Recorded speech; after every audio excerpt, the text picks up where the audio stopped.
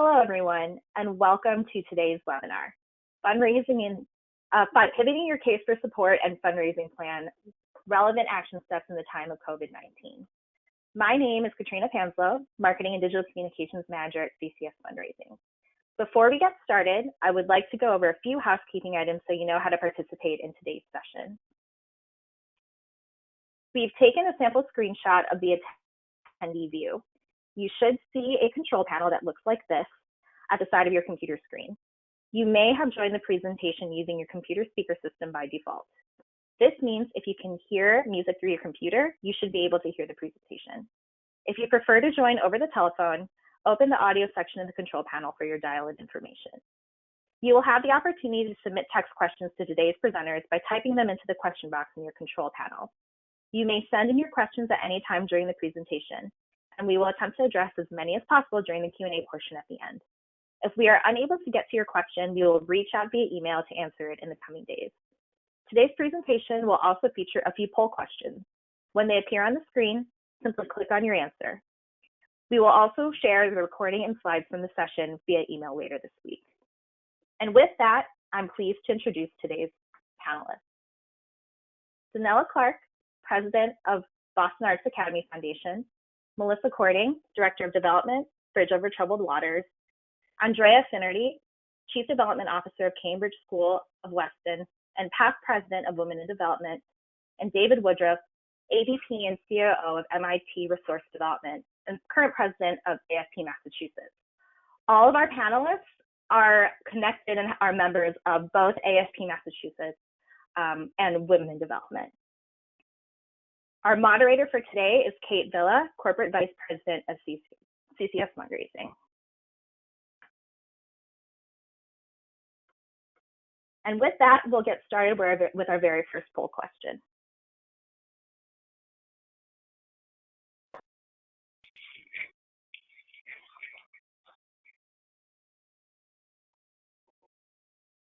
You should see a poll question on your screen as of right now.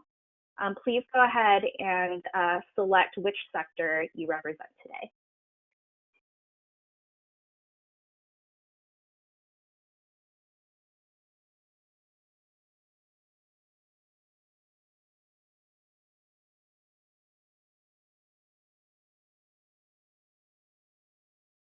We're going to go ahead and close the poll now as the majority of people have responded. And here we have our survey results.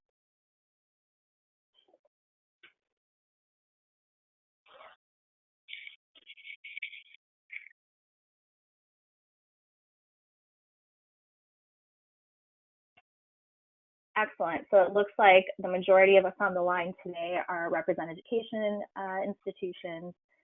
We have some arts and culture folks as well, and healthcare, social human services. Great. Thank you, everyone, for participating.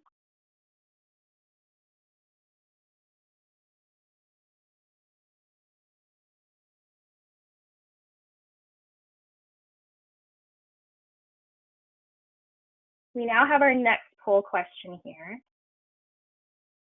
So what changes or pivots have you made in the last 3 weeks?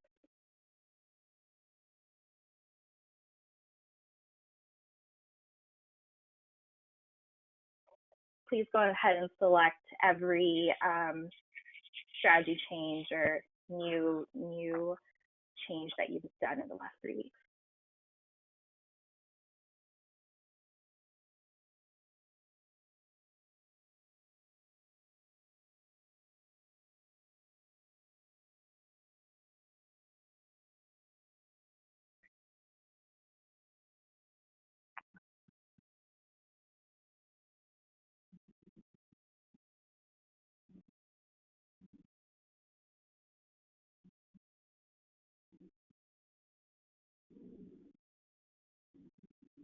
Excellent. So this is really good information for us to have as we're looking to moving forward with the rest of the conversation. So a number of you have canceled and rescheduled virtual events, spring events. So we'll definitely be addressing this in the upcoming conversation. Our next poll question here What is your primary concern for the next 90 days?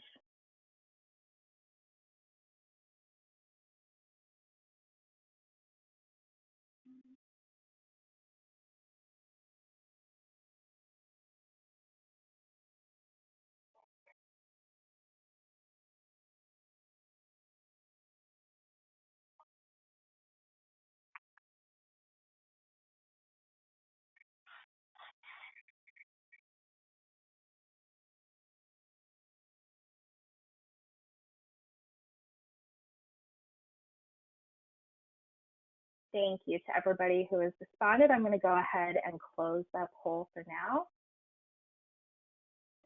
And we'll share the responses here.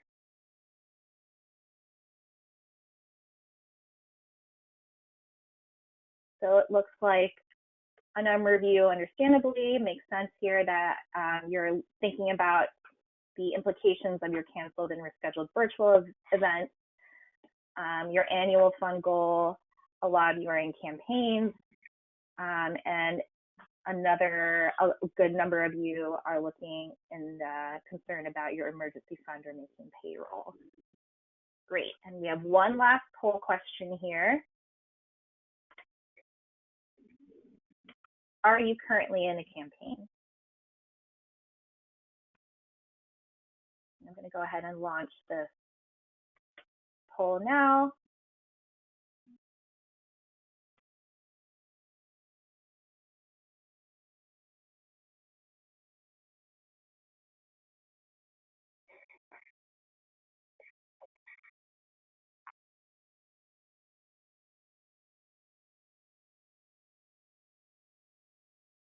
All right, I see a good number of you are currently in a poll, so I'm going to go ahead and close the poll now. Thank you to everybody that participated. And as you can see, a good number of you are currently in a campaign or planning to start a campaign. And so I think, thank you to everybody for your responses today. I will go ahead and turn this over to Kate to get us started with the rest of our conversation. Thank you to everybody that participated. Great, thank you. I'm Kate Villa with CCS Fundraising, and it's my pleasure to welcome you to this webinar, which is the third in our series in partnership with AFP Massachusetts and Women in Development of Greater Boston.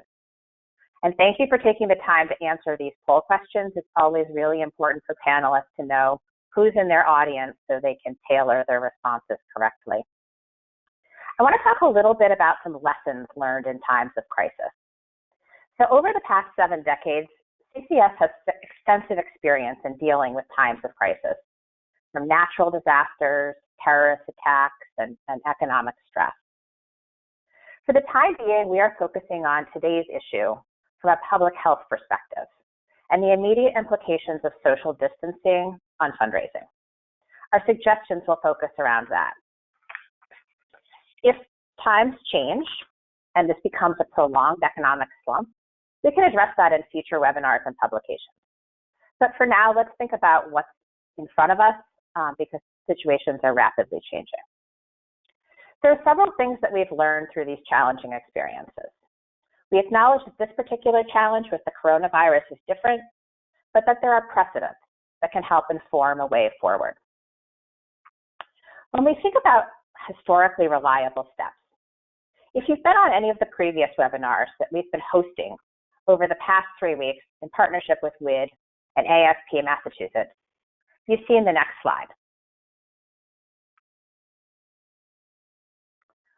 The importance of continuous communication, engagement with your stakeholders, prudent adjustments to short-term fundraising strategies, which we'll share, so many of you are already doing, strong leadership and resilience, and the focused commitment to staying the course of an organization's overall fundraising goals and plans.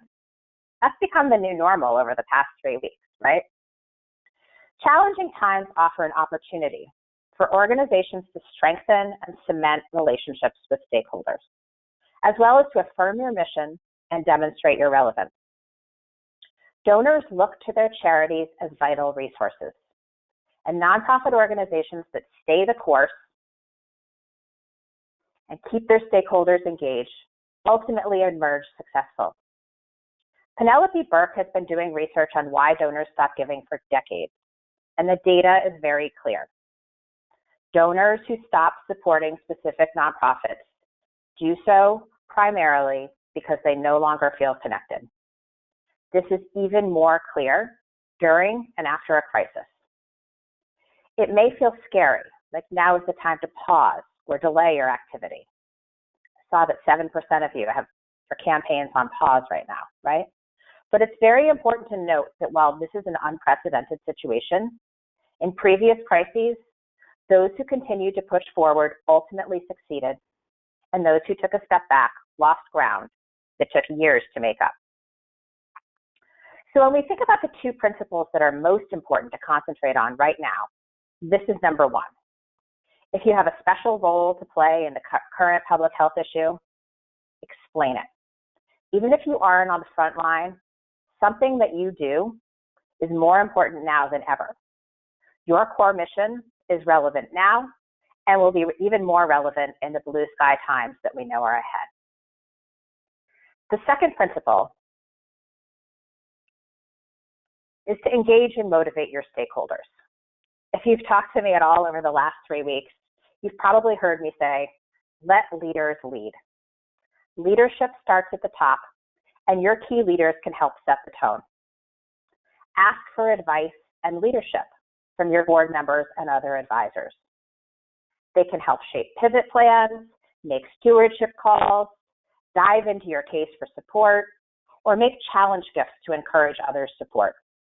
Convene your volunteer leadership and ask them to lead. And connect, which you are probably already doing. Stakeholders who feel engaged and connected will continue to support their beloved institutions, especially in times of crisis. Right? We know in the past economic recession, people would have a larger panel of organizations that they would support, and then people dial their portfolios back. If you want to make sure that you're in their continued portfolio, you have to make sure you're staying relevant during this time of crisis. So our panelists are going to dive into this topic, but we can't emphasize enough. If we are not at the front of the pack, engaging and leading our leaders and asking them to be our front line, we're missing a significant opportunity. So to translate the lessons we've learned over the next 3 weeks, the first one we want to talk about is pivoting your case. How are you relevant, right? Either right now because you're on the front line or because you have a timeless and enduring mission. Now is the time to talk about who you are and why it's essential, whether you're in an arts organization or a hospital facing the pandemic head on. It's not a great time to talk about what you could be or what could be or vision for a blue sky time with a new building, a new program, or a new investment. If you're in a campaign and just planned a groundbreaking event for a new building, like one of the schools I'm working with, that's something you want to keep quieter right now. If you're at a school, the focus could pivot to the safety of the faculty, staff, and students, and the importance of community with a focus on financial aid, emergency support, and the importance of making sure the online learning environment has the resources it needs through support of the annual funds. It doesn't mean don't fundraise. That school just got a $1 million gift from its campaign co-chair. It just means pivot in the short term while maintaining the strength of your long-term vision. So how do we move forward today with everything that has transpired in the last 3 weeks, the last 3 days, even the last 3 hours, right? As this crisis deepens on both a health and economic level. Let's remember that fundraising is a contact sport, and we just shut down contact, right? We canceled or postponed special events. 89% of you said that you had done that, right? And many of you were depending on these to meet budgeted revenue goals by June 30th. We're not doing groundbreakings or grand openings. We can't hold small dinners or cocktail parties for select donors and prospects. And while some institutions might sustain their revenue streams during the next several months, others are at great risk. It's important for your stakeholders to understand the toll that the crisis will have on organizational revenue and what is required to meet payroll and increased needs for the next several months. Your short-term action plan must lead with empathy, but must also communicate need. We consultants love Gantt charts and 30, 60, 90-day plans, and if you haven't made yours, our webinar next Monday, the fourth in the series, we'll do a deep dive into this topic. We've gathered Andrea, David, Denella, and Melissa because they have a combined 110 years of fundraising expertise and can share what they have done to stay the course and pivot if necessary during the rapidly shifting environment. I'm so grateful to each of you for taking the time to be here today. We're going to ask them a series of questions we've been hearing, but please use the chat function to send your specific questions. And I'll moderate a Q&A with our esteemed panel for the last 15 or so minutes of this session to answer your specific questions. So the first question I'm going to ask, and I'm going to start with Denella, how have you pivoted your case for support with donors and structured your communications differently over the past few weeks? Can you share some examples of what you've learned? Good afternoon, everyone. Thank you so much, Kate, and thanks all for joining us this afternoon. Boston Arts Academy is the Commonwealth's only public high school for the visual and performing arts.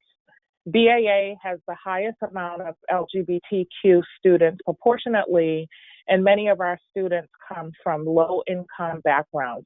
Like so many artists, some of our students struggle with mental health issues. Distance learning or virtual learning has only further complicated our students' lives as it has many of us. For these reasons, we have taken a somber tone and have found ways to communicate not only the resilience of our students, but we've found ways to provide joy. They are still artists, scholars, and citizens. We've done this by sharing daily videos of our students, continuing to show how they are learning not only their arts, but also their academics, and how our teachers, as well as our board-certified clinicians, have supported them throughout this time. Students share their art on social media, which is bringing a lot of hope and comfort, not only to the Boston Arts Academy community, but to anyone who tunes into our social media channels. For the past few weeks, we've sent out a newsletter really focused on love and have entitled it The Heart of Boston Arts Academy as an organization. We've spelled heart, lowercase h-e, and capitalized the A-R-T, letting our funders and donors and community at large know that they are the ones that keep arts in Boston Arts Academy. We, like so many of you, have postponed our signature fundraising event, which was scheduled to be held on May 2nd. That event for us was on pace to raise $1.5 million, which functionally reflects 25% of our overall fundraising goal for the year. Because of this tone that we've taken that really focuses, as I said, on love and showcasing, as Kate mentioned earlier, the importance of our work and our need, we have continued to see donors continue to support Boston Arts Academy. In fact, last week, we received a $100,000 sponsorship to our signature fundraising event. We've also received small dollar donations from our teachers and those directly in our community. Finally, what I've learned is that when you communicate clearly and not take what I would call a sleazy salesperson approach, but communicate your mission from the heart, people will give. Thank you, Kate. Thank you. Melissa, do you want to share some thoughts on how this has worked at Bridge? Yes, thank you, Kate. So over 50 years, Bridge Over Troubled Waters has guided homeless, runaway, and at-risk youth towards stability, self-sufficiency, and most importantly, a home. Much of our ongoing communication strategy at Bridge has focused on this long-term, life-changing impact of our work. While we certainly mentioned the survival aid, shelter, and basic necessities that Bridge staff provide our youth, it was most often in the context of our long-term goals. We provided the food, showers, and shelter because it's how we engaged youth to form a relationship, help them start counseling, get a job, get into college, and find stable housing. With the advent of COVID-19, our work has shifted and our communications about this work have followed suit. Bridge really has a special role to play in the current public health issue. We are on the front lines of this pandemic as a homeless service organization, providing food, shelter, survival aid, and laundry, as we always have. But now, our communications and this work are taking the front line to what we had previously shared about long-term. It's a standalone effort now in today's context. We're helping homeless youth remain clean, fed, sheltered, healthy, and safe. And today, that's important in itself.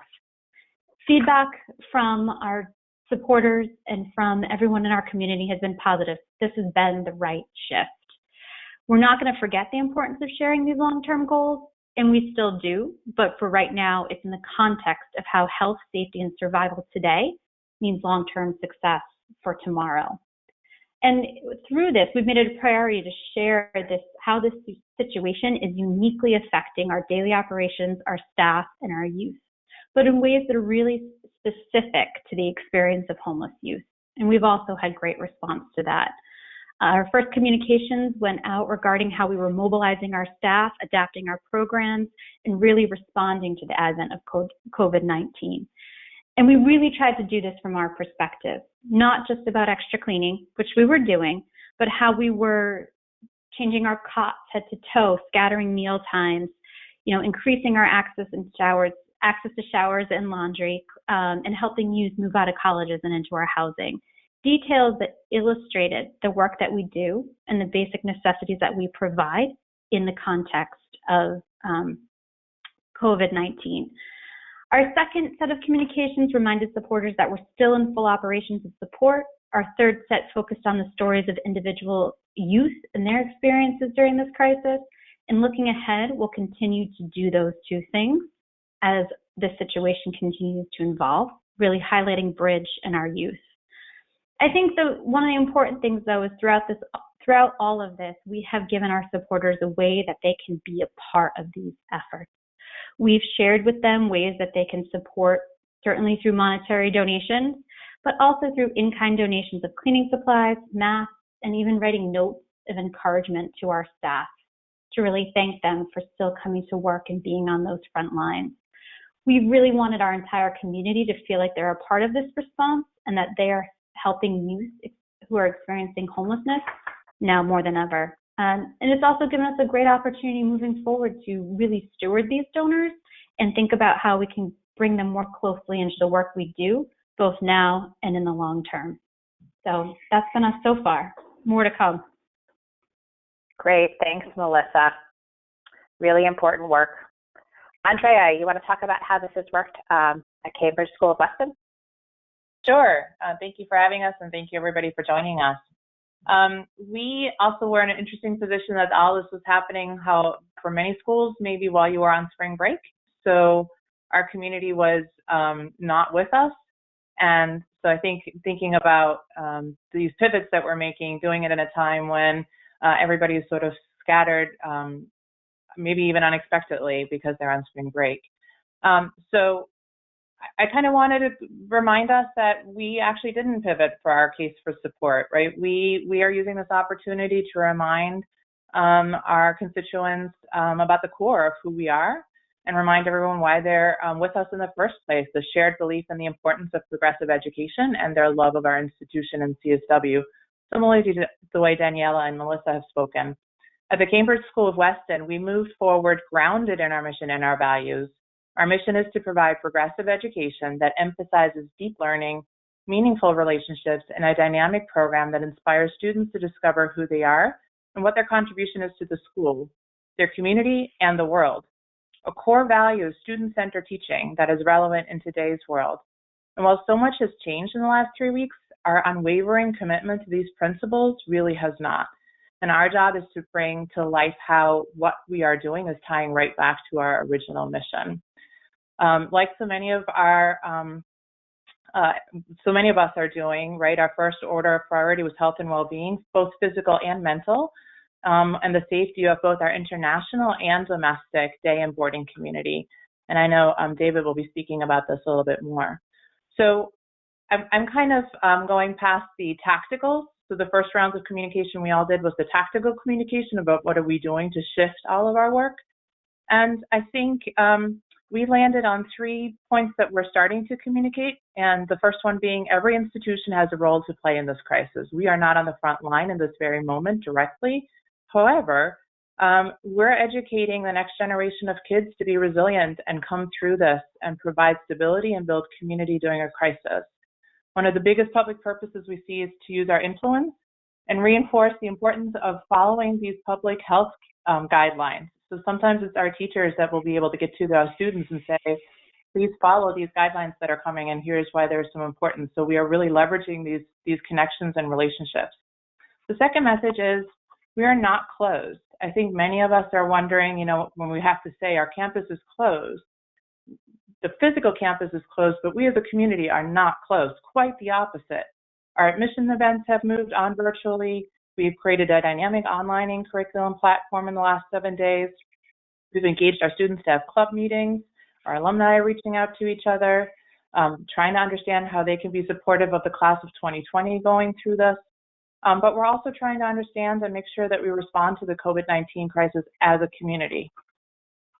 And the last piece I would say is we're really shaping our communication to make sure that everyone understands that we were able to make this pivot happen because of people's past commitment and support of CSW. We have fantastic educators who have the ability to innovate and reinvent how to deliver teaching and to adapt. We're adjusting week by week like everyone else. Everyone is part of this transition with us. We have not set up an immediate emergency fund. We are still in the process of understanding what our needs are, but are also saying to our donors that we need their support to continue to respond to the ongoing crisis that we are under right now. And the next set of challenges, some of which we can't even imagine yet. We didn't picture to be here in September. So we're going to need them to be on this journey with us and also make sure that we're addressing the short-term challenges as long as we need to, and gently continue to remind them about our previous priorities as well, as Melissa pointed out. So those are some of our messages so far. That's great. I love the focus on core support. David, do you want to talk about how this is happening at MIT? Yes, Kate, and thank you. Thank you all for attending today. First and foremost, I agree with everything that's been said so far about returning to the sort of core mission and values. It's what is guiding us on a day-to-day basis as well. MIT is a large community with thousands of people on its campus at any given moment. But there were 5 broad areas that were mobilized quickly at the onset of this COVID-19. First of all, communicating the medical and safety concerns about COVID-19 and creating a centralized repository of information to help update the community. Being able to be accurate and up to date was important for everyone. The safe and swift evacuation of students and researchers to their homes, to off-campus residents, including subsequent securing of the campus facilities. We have a large campus plant and it needs to be secure for future use or conversion, as we may see in the COVID-19 process. The conversion of all classes to online formats and the staff to work from home environment. This is particularly a challenge to the faculty who had to rapidly pivot their way of working and communication to their students. And the mobilization of efforts to apply the assets of MIT to help the community, sending PPE from the labs, designing prototypes for fast manufacturing of ventilators, facial masks and shields, pivoting biological research to focus on the coronavirus, especially in consideration of potential vaccines or virus inhibitors, and converting campus infrastructure such as dorms to use as overflow capacity if required. And finally, as I mentioned before, the conversion to a work-from-home environment with thousands of individuals, ensuring that technology was available and training was made possible to the entire community. This is still very much a work in progress, as I'm sure all of you can attest. It became clear to me that the overall story of MIT's response would be the actions it took and the speed that it undertook them. We received an outpouring of support from the community of donors asking how they could help. We quickly set up funds where voluntary donations could be sent. an emergency fund to offset the cost of immediate aid and resources flowing to the medical community from MIT, a research fund to address emerging but longer-term ideas for research on COVID-19. Communications on all of this has been paramount. We have worked to amplify centralized messaging to the donor community coming from leadership on COVID-19 updates on all areas of activity.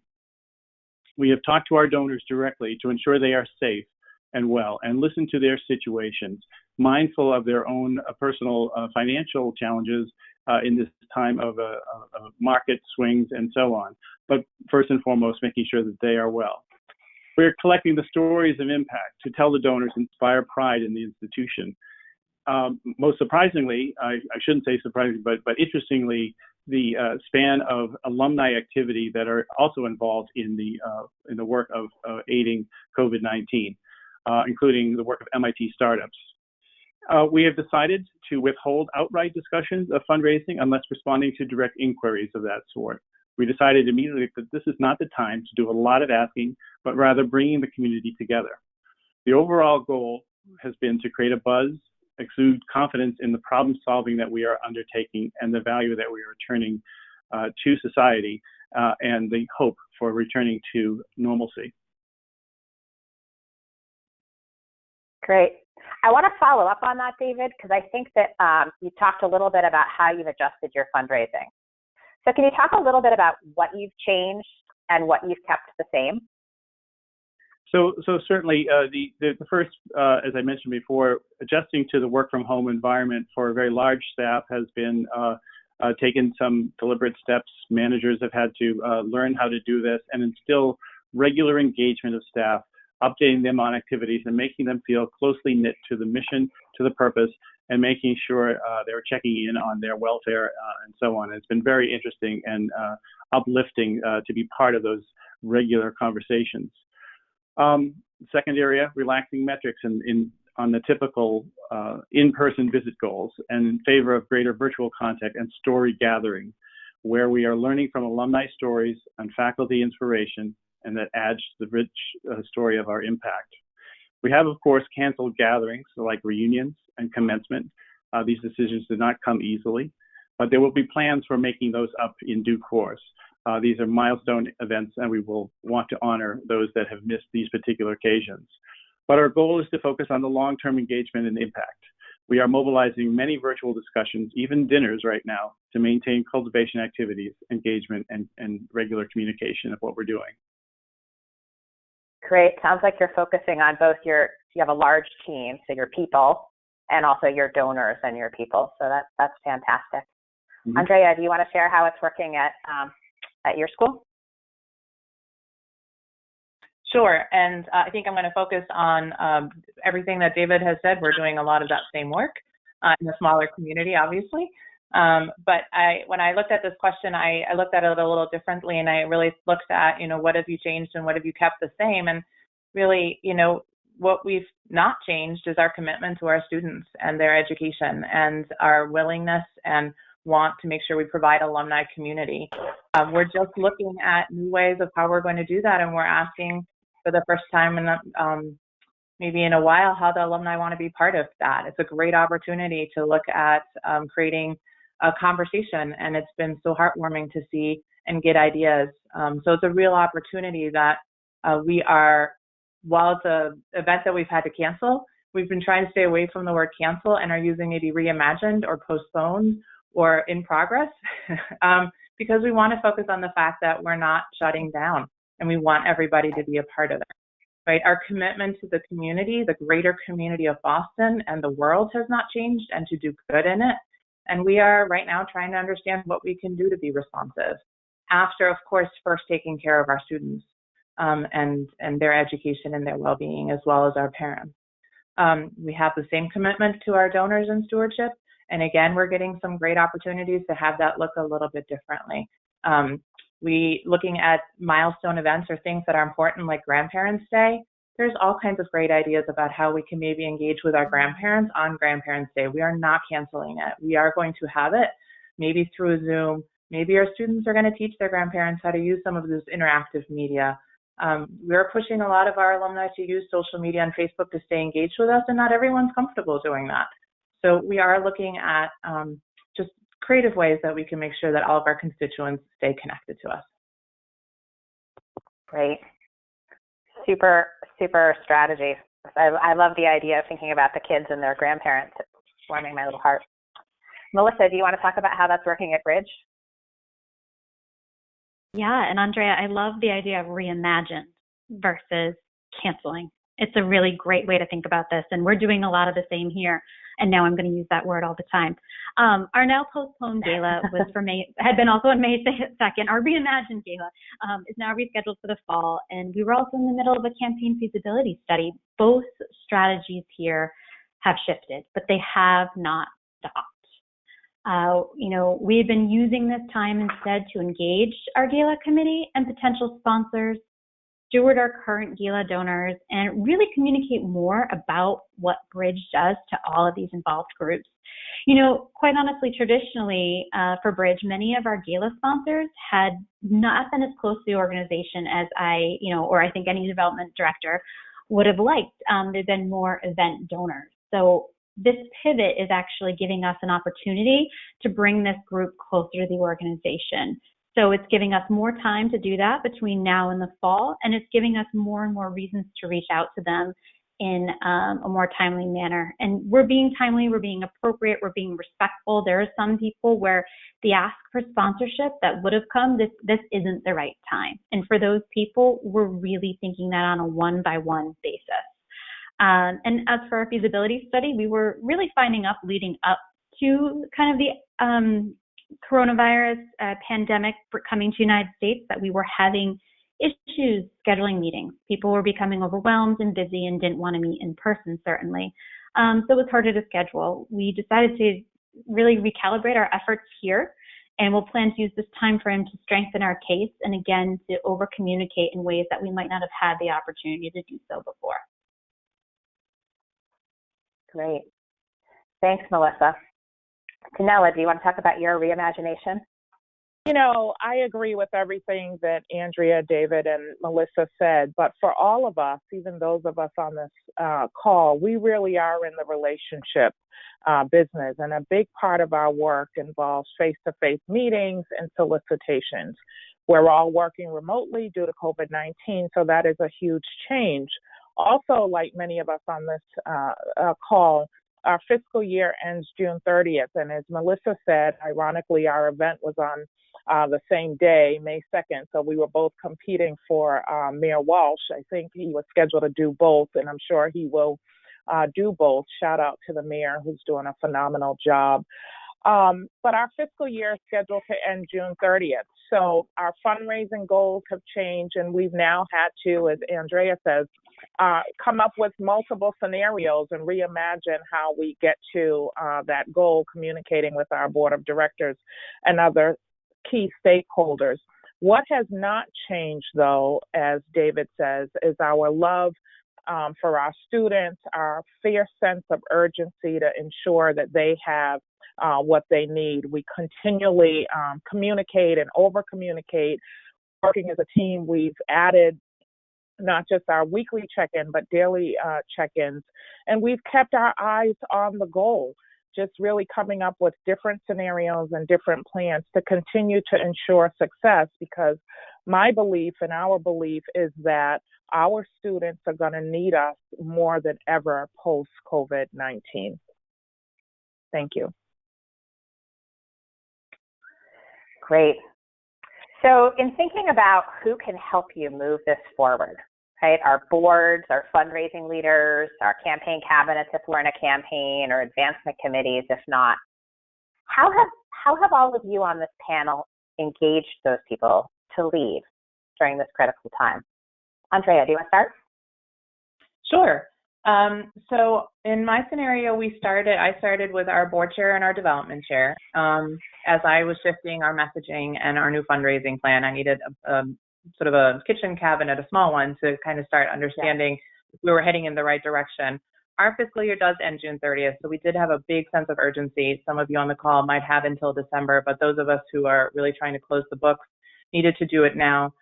We did decide to combine two committees that we have. We have a development committee, which is more strategic and long range planning, and an annual fund committee, which we had just started actually.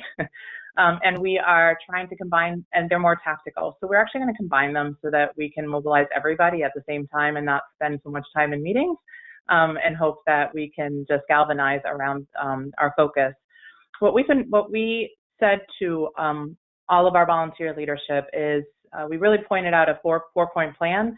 We want to start by communicating, of course, as we've all been talking about, that we are open, that we deeply care about our community, that we are responding, and we couldn't do so without them. We want to be very empathetic, and we also want to monitor the reactions we are getting back. So we're making sure we have systems in place that keep that feedback loop. We really want to listen. What is happening to our donors, our parents, our students? How are they really being impacted? Right now, I feel like I've been doing a lot of planning, and I'm hearing some response, but I'm so excited to hear more of what people are going to be telling us of what's really happening to them. We want them to educate and connect. We don't want them to be asking right now, right? Only if they ask about our fundraising plan, to what David said. We also don't want them to be tone deaf. If they're hearing that somebody can't contribute right now, I'm kind of using the word tone deaf, but be responsive and find another way that that person can still feel like they're being a valuable partner to you just because they can't write a check. So, and we don't want anyone to feel badly if that is where they are right now. How else can they give an in-kind donation, write a note? What else can you do to be supporting us? And again, this goes back to a lot of listening. What other ideas do they have? And then I've also said to them, this is not a time to solicit. This is a time to invite. This is the time to ask for anyone who does want to find opportunity for partnership to let us know, and that they might want to give a gift, maybe in response and gratitude to our response, or maybe in solidarity of the school. But it's more of an invite than an ask. And even shifting and training our volunteers who've been maybe trained differently is what we're focusing on over the next week, even more so. And I would also say to anyone who's not been in touch with your leadership, or your leadership hasn't reached out to you, step into that void. I think some of our leaders are dealing with so much right now, maybe are afraid, don't know how to ask you. Reach out yourself. You don't have to have all the answers, as we all are sharing on this call. You are the professional that is being paid to move this fundraising forward, though. So be creative. Tell them that you're using the best practices that we're all collectively, have been doing for years and years. Be honest and vulnerable. These are unprecedented times, and we just don't know. But now more than ever, you really need this partnership with your leaders. So make sure you reach out to them. Andrea, that's great advice. David, what are your thoughts on engaging leadership? Well, both engaging leadership and volunteers, I would include faculty as sort of very prominent members of our volunteer community at this point. But we have been actively engaging our standing committees of fundraising volunteers and have been soliciting their ideas and feedback. First and foremost, asking about their welfare and well-being, but also engaging local alumni clubs who have purposes and are connected with other people that can be of help and certainly want to follow what MIT is doing. This has been remarkable, actually, in Northern California and Hong Kong, for example. So not sticking just to the local kind of connection, really making an outreach across the world, and again, being there with communication mechanisms to be sure that people understand the impact and the work that's going on right now. Our volunteers have expressed appreciation for this continuous contact, for the regular outreach and the storytelling that goes on, describing the impact and the way in which people are mobilizing. And also the non-aggressive tone in fundraising. And as I've mentioned before, we've created opportunities to accept funds in this particular case for both emergency and for research. And those are beginning to get some traction. But what I think is most important from my perspective is the sense of alumni pride that is emerging and the stories of really wanting to be connected to the institution. We expect that in time, this is best practice for engagement and will help and increase fundraising at a later time. But it's certainly heartwarming to hear these stories of people doing creative things. And as I said earlier, the startup community is also mobilizing as well. We are pivoting to post-coronavirus recession fundraising strategy, thinking that the longer-term effects of being in a recession need to be accounted for going forward. We're looking at impacts of new legislation that may be of assistance to donors in the CARES Act, and studying that now for implementation and communication to our volunteers. So all in all, keeping the communication flowing and engaging and gathering of storytelling for all of our benefits. Great, that's super helpful, David. There's a follow-up question that someone named Davi asked in the chat function, and I thought I might pose this to you because I think it speaks really a lot to what you've just said. So he asked, because he works at a college and specifically with parents, what do you think about now as a time to recruit folks to advisory councils to further their engagement and interest? David, do you have thoughts on that? Well, it's always, I think, important to remember the window in which you have to work with parents. It may be certainly the lifetime that the student is on campus enrolled, but beyond that, the staying power of parents that are non-alumni is something that you really have to work hard at. I think if there is a real statement and evidence of commitment of an interest area, there's no question in enlisting or in recruiting people in that way. I just would tone down any kind of financial contribution requirement or job description in that way, and really sense their commitment to the mission and alignment with your values. I would agree with that. I would say now is a great time to ask people for their advice, for their engagement, to lean in on an issue that could matter, especially in the future. And so I would agree with that. Knowing that Denella has a board meeting in 13 minutes, Denella, how are you engaging your leadership? That's one of the ways that I'm engaging our leadership. We were not scheduled to meet until June 24th, and so I reached out to my board chair, who's been phenomenal during this crisis, speaking to him, quite frankly, more than ever before. But that's one of the ways we're having a meeting today. And, we are scheduled to open a new state-of-the-art, no pun intended, school in the Fenway next year. And we were in the midst of a $30 million campaign. First time our school is only 22 years old. And we were really doing quite well before COVID-19. So we have just continued to communicate with our campaign cabinet. We're continuing to have virtual meetings with donors. As David said, we're not being aggressive.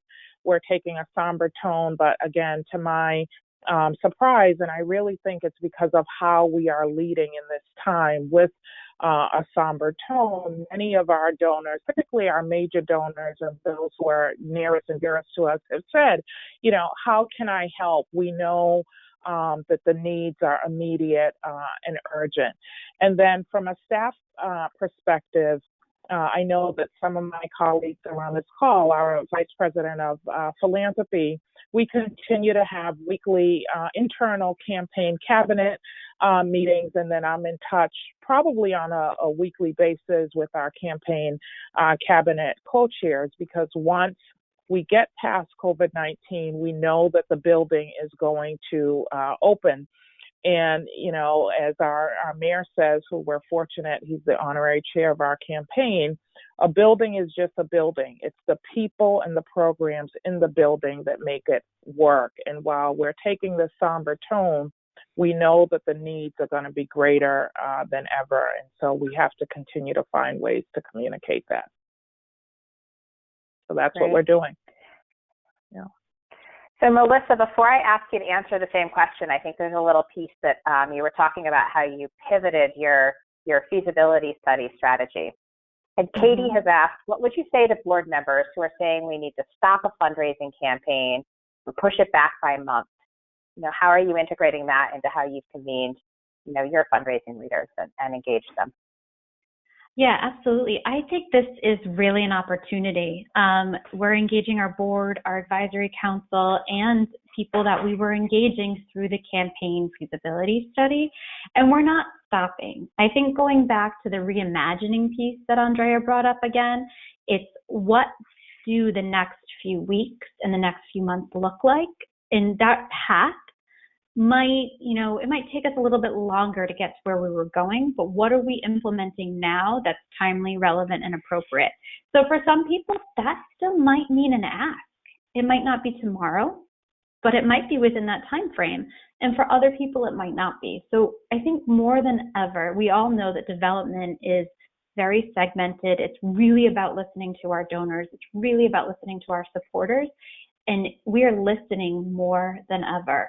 And that doesn't mean stopping. That means responding, and it means over-communicating, and it means making sure that we're doing what's right for both parties. And we're really building those relationships. And for those that, an ask won't be coming anytime soon, it's making sure we're planning for when that will be the case, because someday it will be the case. And if we forgot to plan for that, it's a missed opportunity that we will be forgotten. I love that. So I just want to ask the panel, when we think about any words of wisdom that you'd love to share with the people on the phone. Melissa, do you have any words of wisdom you'd like to share? I think it falls in a lot of the lines with what we were just talking about. I mean, this really is an opportunity. Don't let it pass you by. Don't be afraid. Figure out what it's going to look like for you, but jump both feet in. Be timely and respectful. Don't lose sight of your mission. And again, I think we're here today, but we'll also be here tomorrow. So don't forget to plan for tomorrow. There's a lot going on right now, and we need to be in the day to respond to it. But don't forget that there should also be a path that's thinking ahead, 6 months from now, a year from now. You might not know exactly what it's going to look like, but don't forget that it's still coming. I think that's great. Great advice. David, any words of wisdom? I'll leave the wisdom part to your judgment, but I will say from the onset that I firmly believe that American generosity will rebound in magnificent ways. It's part of our culture and nature and economy, and I think it's where everybody's heart is all of the time. There'll be a temporary setback, but it will rebound, and I think we need to not lose sight of that. And the nonprofit sector will be as important as ever. Donors will look back and recall what their nonprofit organizations did at this point in time. Did they maintain communications with me? Were they understanding of my individual situation, my health and finances? Did they pivot to new actions that did not depend on communal gatherings? And did they stick to their mission and make an impact on society's big challenge? Did they instill confidence in their long-term survival and hope for the future? If ever there was a time to be empathetic and display the art form of relationship building, it is now. It's time to be using all of those skills that we have in emotional intelligence, putting them to use as great fundraisers. I think that's amazing advice. Andrea? So don't put me after David again. That was fabulous. Thank you, I think, for reminding us of the hopeful message. Mine is maybe along the lines of ourselves as fundraisers. I kind of thought of this and said, okay, we're also sort of being asked to step up and be out front. We're not on the front line, not by anything like anybody else's, but we are being asked to step up in ways that are maybe new and different and scary. And certainly in these incredibly uncertain times, very scary. So be kind to yourself. I don't think as fundraisers, this is as important as ever to make sure you sort of apply that, oxygen mask has to go on yourself first rule. We often forget that, and we cannot be of service to our constituents if we're not there for the long run. As you all were saying, we're going to be here now and we're going to be here after, so we need to be able to have that stamina. Don't go it alone. I love that we have so many people on this call with us. Reach out and get support. Keep leaning on your colleagues for learning, and even if it's just one person, And then I've seen a lot of questions, in the chat and that were asked about, how many times do I have to email? How aggressive are you about the outreach? Should I be doing mail or email or phone call? Should I be the one calling, or should I wait for someone else to call me first? I would also just sort of say, just start from where you are today. Don't get so paralyzed and maybe fearful to not start. I think many of us for the last 3 weeks have been in a lot of webinars like this about, shoulds and musts and ought tos and action steps, and maybe are a little anxious or overwhelmed. So be kind to yourself. You are where you are today. Just start. And remember that any step forward you're taking is in service of your mission and those that you are serving with the important work you're doing.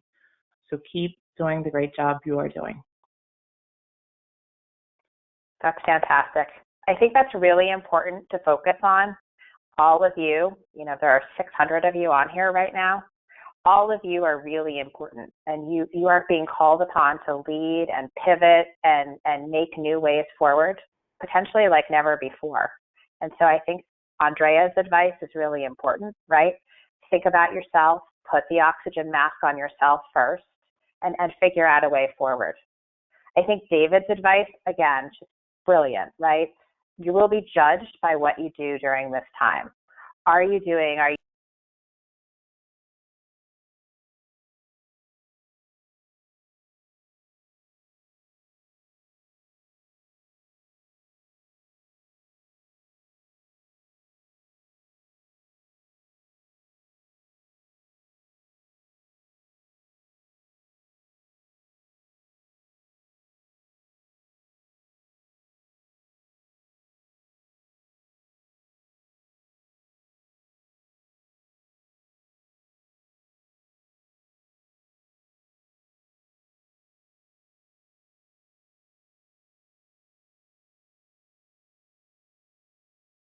time to do that? So I think we have time for maybe one more question, which comes up all the time, and I think I'm going to ask it at the very end, just so that we can sort of preview for the next webinar. So I know we talked about this on our rehearsal. Does anyone have any ideas how they think the CARES Act and charitable giving incentives are going to move forward and how that might apply now? David, do you want to take a stab? Well, I'm like everyone else, sort of learning the nuts and bolts, and our attorneys and other advisors are sort of pouring into that. I think what it reveals is short-term action possibilities for the year 2020, increasing or making available a $300 itemization for those that perhaps didn't itemize before. And I'm not really fluent on this, but I'm suggesting that this may be a way to communicate to donors of this available option going forward. So that there are other things that we can look at that might be incentivized by this legislation in way of plan giving as well. So I think it really does take a close look at how it could impact your current work in 2020. Andrea or Melissa, do you want to add any other things about that? Sure. I think the most important part is letting our donors somehow know. We've heard of it, but I think in our communications, on our websites, and our email, that we are looking at translating it for them. If we haven't, there's great tools I know that everyone is seeing, either from their own accountant or from organizations like CCS. So read those, use those. Don't think you have to be the one who has to. Especially if you're in a small shop and don't have a lot of resources, don't feel like you have to now figure out how to be an expert in it. Again, use those tools. The one takeaway so far that I seem to keep hearing is potentially, because there's even more deduction available in the short term, those who typically give to donor advised funds, that will not be deducted, I believe, where giving directly to our charities will. So it's a huge opportunity to, to ask for that support directly. Sometimes people have gotten into the habit of being removed from the organizations that they give to by giving to the donor advised funds. So again, back to Melissa having opportunity, this is an opportunity to sort of even showcase that giving to us directly is going to have an even greater impact for them as well as us. It's a great point. I think a lot of people have been giving to donor-advised funds sort of waiting for something to come forward and speak to them to give. So I think that that's a really great point that you make, Andrea, either a time to give through those donor-advised funds or to give to us instead of those. So I'm mindful that we've reached the 1 o'clock hour, and I assure you that we will write back to each of you who wrote questions that we didn't get to and try and answer them. I want to thank Denella, David, Andrea, and Melissa for taking the time today to talk to all of you and for all of you for listening. And we'll gather again next Monday at noon. Thanks. Thank you. Thank Thank you. you.